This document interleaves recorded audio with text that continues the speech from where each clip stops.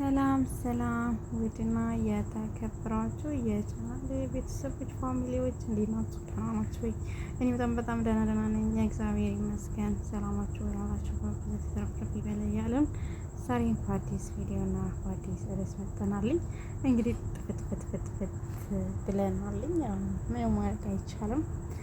የኑሮ ጉዳይ እኛን ያስጠፋል፣ ሌላውን ደግሞ ወደ ዱባይ ያመጣል ማለት ነው። እና ያው ትንሽ ምቾት ስላልተመቻቸልን ነው በተያያዘ ቪዲዮ ለመስራት ያለንበት ቦታ ትንሽ ምቾት ስላልሆነ ነው ማለት ነው። እንግዲህ ዛሬ ትንሽዬ ወሬ ነገር፣ ትንሽዬ አሜት ነገር ይዘን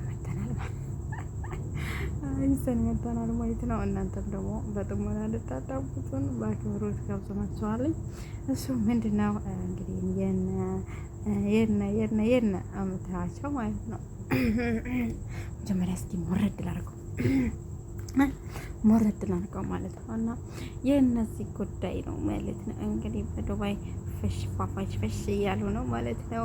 ፍሽ እያሉ እንግዲህ ህዝባችንንም በጣም እንትን እያሉ ነው የሚገኘው ማለት ነው። እያበጣበጡ ነው የሚገኘው። የመዳም ቅመሞችን አወዘጋግበዋልኝ ማለት ነው። እንግዲህ እንደሚታወቀው የማዳም ቅመሞች መጀመሪያ እነዚህ ልጆች ሲታወቁ የቤት አስቤዛ፣ የቤት ቁሳቁስ፣ ቴሌቪዥን፣ ልብስ ምን የገዙ ማን ናቸው ብትሉ የመዳም ቅመሞች ናቸው ማለት ነው። እንግዲህ አሁን ደግሞ የዱባይ ወጫቸውን ካልሸፈነን እያሉ አንዳንድ አሽቃባጮች ቲክቶክ ላይ ወጥተው ፏፉሽ እያሉ ነው ማለት ነው። እና በጣም ይገርመኛል እውነት ለመናገር። እኛ ብሩናችን ነው የምናስበው። አስተሳሰባችን ወዴት እየሄደ ነው? እውነት ለመናገር ያውቃናሉ ወይ እነዚህ ሰዎች? አሁን እኛ ስለነሱ ብዙ ነገር ብናወራ በተፍት ብንል እነዚህ ሰዎች እኛን ያውቁናል ወይ? ስለ እኛ ማን እንደሆነን ያውቁናል ወይ? እናንተ የምትረዱ ሰዎች ያውቋችኋል ወይ? አንድ ቀን እኮ ስልክ ብትደውሉለት እኔ ያላቅሽም ብሎ የሚልሽ ሰው ነው ማለት ነው። ዛሬ እናንተ ግን እንደዚህ ካረዳና እንደዚህ ካላዋጣ፣ ኧረ ተፈሩ፣ እውነት ተፈሩ። በእናንተ ስር ስንት ጀግና ሴቶች አሉ። እነሱን አታሰድቡ። እውነት በጣም ሽልጥጣላችሁ ቲክቶክ ላይ። አሁን ጭራሽ ምን እያላችሁ ነው? ለሰርግ እንትን በድርሃም እናዋጣ እያላችሁ ቲክቶክ ላይ ግሩፕ ፈጥራችሁ ማለት ነው። ቤተሰብ የላችሁም፣ ተቆጭ የላችሁም፣ የምታስተዳድሩ ሰው የላችሁም፣ ነገ የራሴ ህይወቴ የምትሉት ነገር የላችሁም፣ ህይወታችሁን ነገ የምትመሩበት ነገር የላችሁም። ኧረ ፈሩ፣ በጌታ እውነት ፈሩ። በጣም የምታሳፍሩትኝ ማለት ነው። እና እንደዚህ አይነት የወረዳ አስተሳሰብ ነገ አንቺ ሚዲያ ላይ ወጥተሽ ቸግረኝ ተቆረጥኩ ተፈለጥኩ ብትይ ማለት ነው እነሱ አይደሉም የሚደርሱልሽ።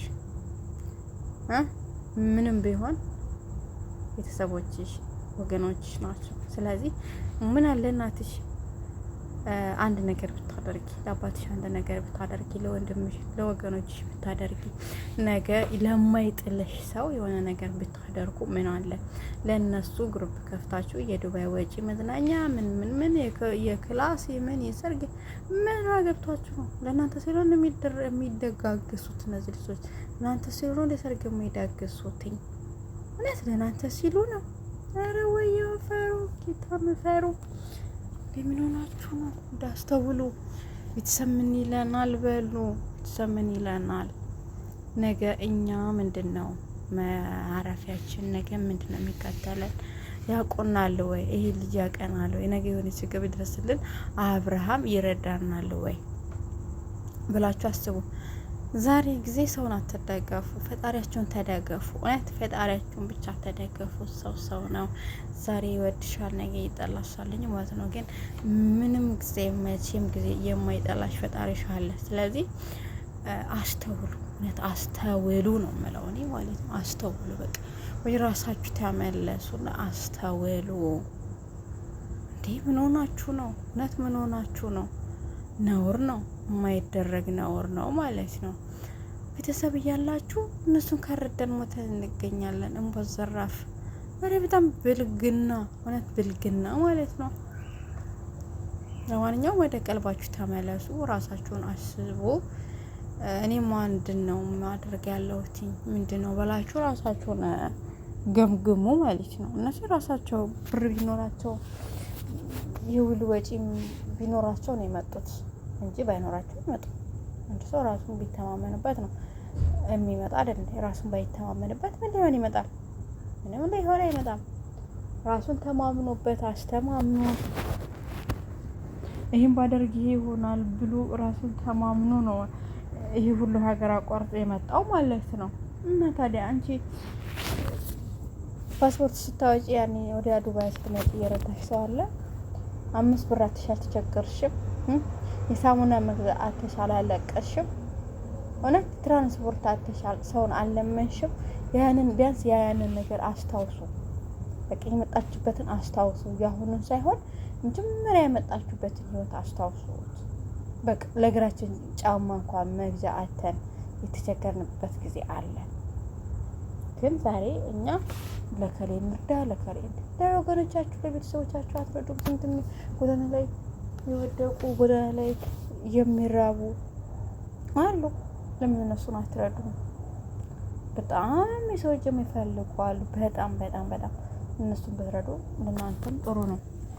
እውነት ጥሩ ነው እንጂ እንደነዚህ አይነቶችን ዘልዛላዎች እኔ እንርዳ ብትሉ በጣም ነው እንጃ ይገርመኛል። የዛኛው ጊዜ ሳይቆጭ አሁን እንደገና እንዳትኩርብ ከፍታችሁ እንደዚህ ማንኛውም ይቅርታ አዛጋውባችሁ። እንግዲህ እንደፈጠጠራችሁ ይመቻችሁ፣ ይመችችት ይፈላችሁ። እነሱ እንደዚህ ዓለም 9 እያሉ ነው። እናንተ ደግሞ ከነሱ ጋር ቋቋቋ በሉ ማለት ነው። በነገራችን ላይ ይሄኛ ሰፈር ነው። ይሄ አሁን እዚህ ጋር በፎቶ የምታዩት ማለት ነው የኛ ሰፈር ነው። የኛ ሰፈር ነው። እንግዲህ ከነሱ ጋር ደግሞ ተገናኝተን ቪዲዮ እንደምሰራላችሁ ባለሙሉ ተስፋ አለኝ። እኔ እንኳን ያው ለማሽቃበስ ሳይሆን ወጣው ለራሴ ጉዳይ ስወጣ እዚሁ ቅርባችን ስለሆኑ ቪዲዮ ሰራላችኋለሁ።